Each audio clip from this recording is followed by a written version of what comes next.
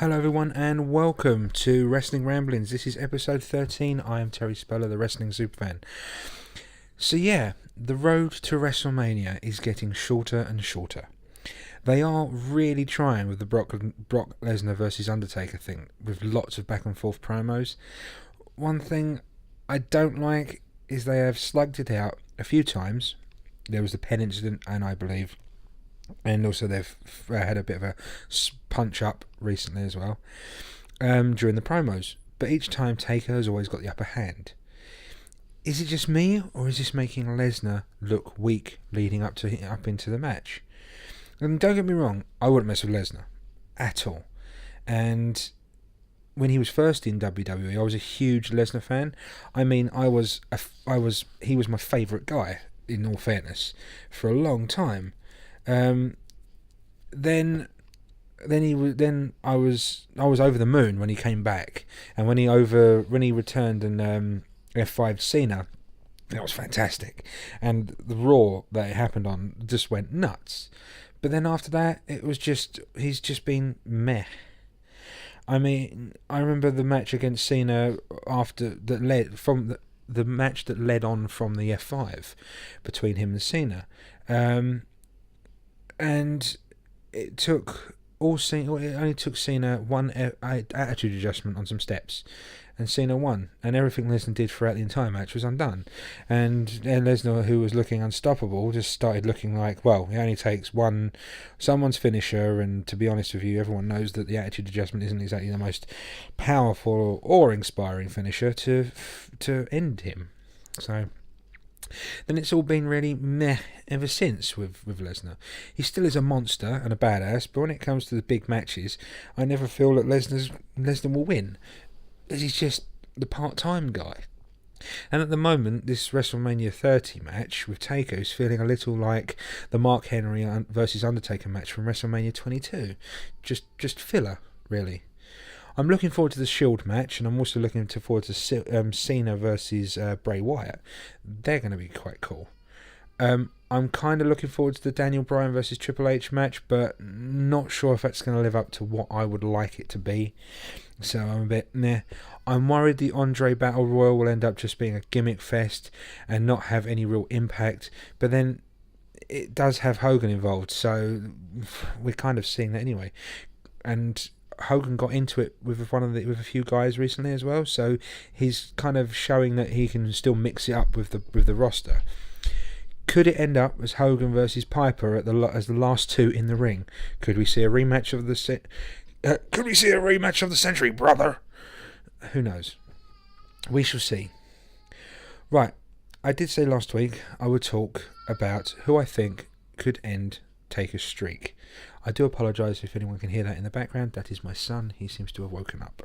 But anyway,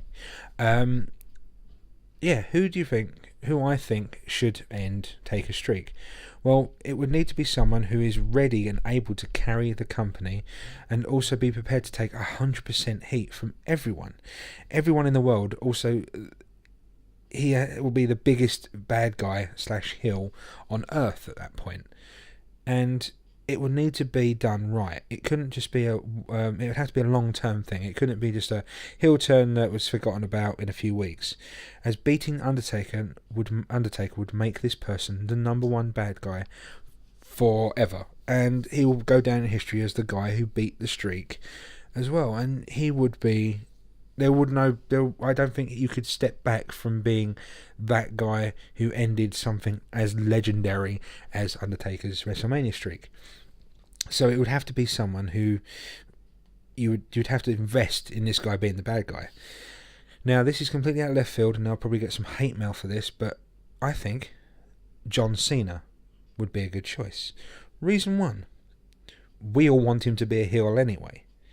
Reason 2, he worked better as an arsehole rapper than when he first appeared, in most wrestling fans' eyes, than he is now. Because he was a bad guy, he could cheat to win. You didn't have to rely on having any technical ability, which Cena doesn't really have. Reason 3, beating Taker would just be a huge shock, and those that boo him would be happy that Cena had changed. However, they would hate him even more for being the guy who ended Taker's streak. Reason 4, he can carry the company and has done for years. He's also very good at playing to the crowd, and the boos and the hate he gets is really water off a duck's back to him.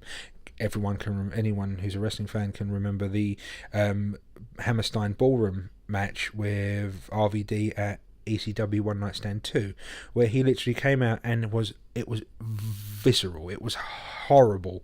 They hated him. The fact that he was stepping into an ECW ring surrounded by ECW fans and ECW originals, he was hated.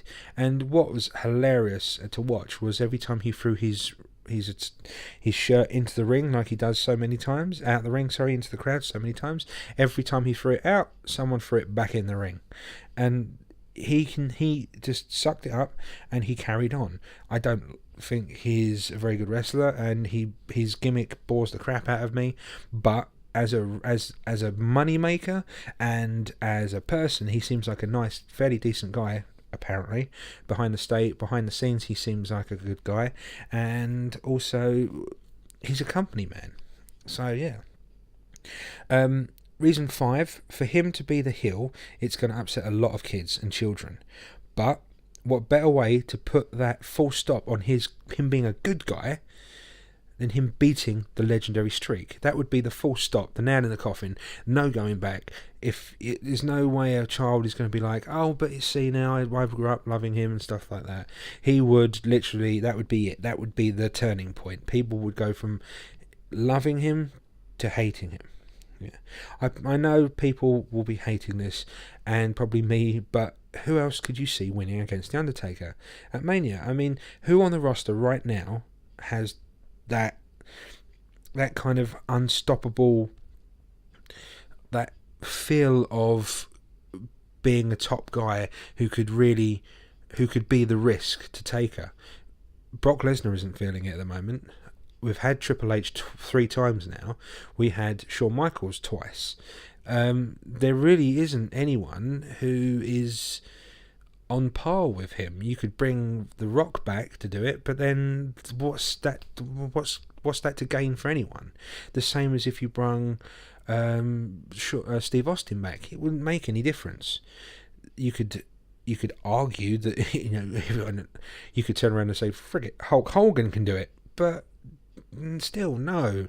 It just there's no one who is. You would need a full-time guy to beat the Undertaker.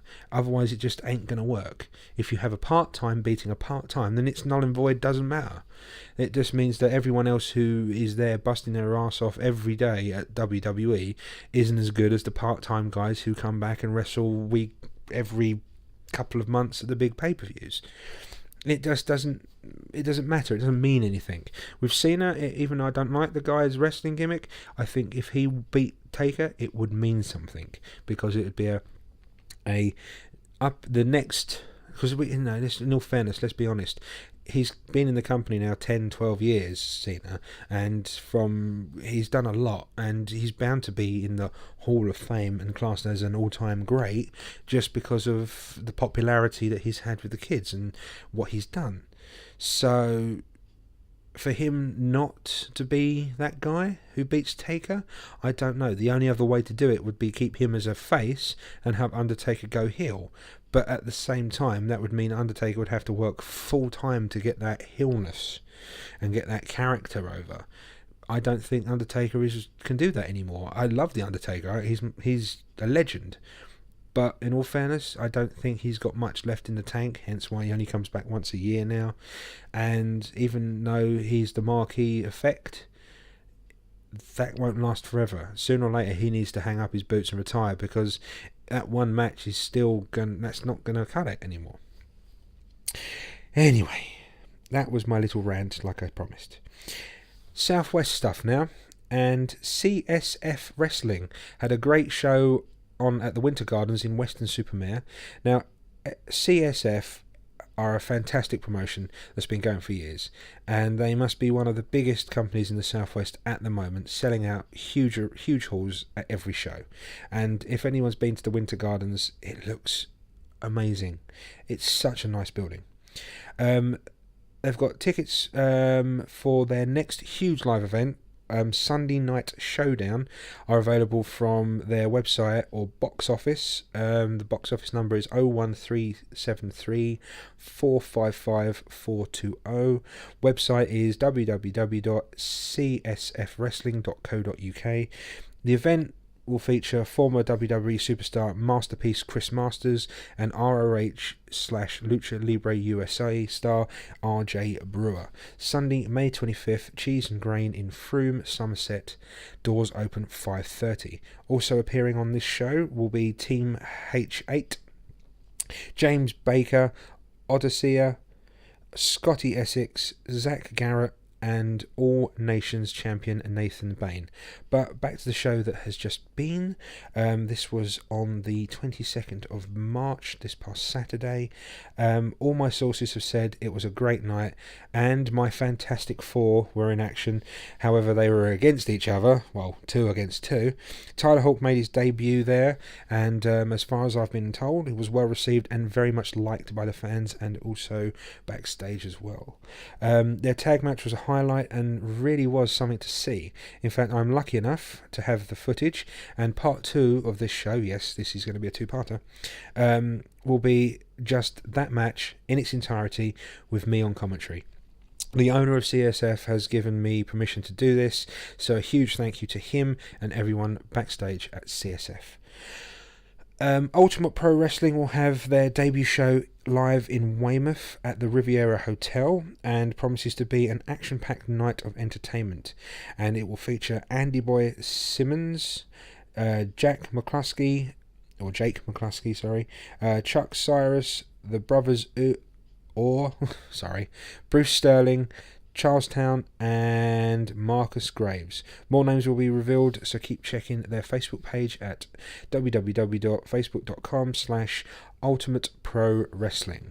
Tickets are £7 for adults and £5 for children. The tickets are available now from the Riviera Hotel on the door on the night. Right, remember there is still LEP coming on April 12th at the Paignton Methodist Church in Paignton, which will be a great night. Please hurry and get your tickets ASAP, as you will have missed out on a true classic night of action for you and all your family. International sensation Red Eagle will be making his LEP debut, and also Robbie Devonshire will be defending his Southwest Championship. Also in action will be Danny Walsh and Chris Marvel, so that is all worth the ticket price alone. Go to www.lepwrestling.co.uk for more info. So yeah, and you're going to see my Fantastic Four there. What's not to like about that? Also, there's a special hype. I've got a special here. We've got a special hype teaser trailer for the massive PWA show at the Guildhall in Plymouth on May the 4th. I'll be showing that near the end. Featuring, deep breath, John St. John, guest announcer, a huge pre-show battle royal, the start of a tag team tournament that will finish at next year's anniversary show, Chris Andrews versus TNA's Gunner, PJ Jones versus the Cowboy James Storm, UK Dominator versus Soldier Boy Steve Prince in a chain match, Eddie Ryan takes on Chris Marvel for the PWA Heavyweight Championship, and this all takes place after the day-long DevCon convention. And relax. You need to hurry up, people, and get tickets, because the front 2 rows have already been totally sold out. This isn't me just making stuff up. It has literally, the first 2 rows have sold out. There's still standard tickets, and there's still balcony tickets. However, these are also selling out fast, so you need to buy them ASAP. Go to www.pwaonline.info for all your information and to buy tickets. You really do need to see this show. May 4th is going to be epic. It's got, as far as inside sources tell me, and forgive me, the promoter, if this is going against anything, as far as I'm aware, there could be up to 7-8 matches. I don't quote me on this, there might be only 6, I don't know, but as far as I'm aware, there is going to be a hell of a lot of matches, and it's going to be a night to remember. And you've also got me doing some some announcing, but I know I'm going to be announcing John St. John, which is going to be a classic thing. It's just going to be off the hook and something you need to get your ass down and see. So yeah, ladies and gents, this has been part 1. See you again soon for part 2, which is going to be awesome. The tag match, so part 2 will be the tag match at CSF in the Winter Gardens from March 22nd, featuring Danny Walsh, Mark Walsh teaming up as Pretty Marvellous versus Robbie Britannia, aka Robbie Devonshire, and Tyler Hawk. Until next time, until then, I shall see you then, and bye for now.